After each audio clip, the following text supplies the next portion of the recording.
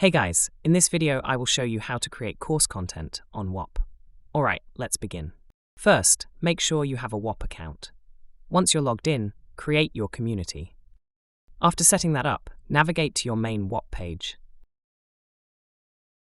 Do not go to the dashboard. Instead, scroll down, click on the Learn tab, and select Add App. After that, choose Course. Next, you will be prompted to name your course. Once done, click on Continue, and your course will appear in the left side menu.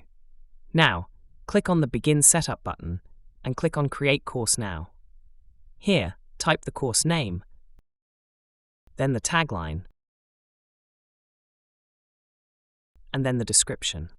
After you're done with it, click on Continue, and this type of interface will appear. Once your course is live, you can add content. You can just click the New Lesson button and then choose to add text, video, PDFs, quizzes, or multimedia lessons. Also, in order to add content to existing lessons, click on the target lesson and then upload the media directly. So that's basically how you can create course content on Whop.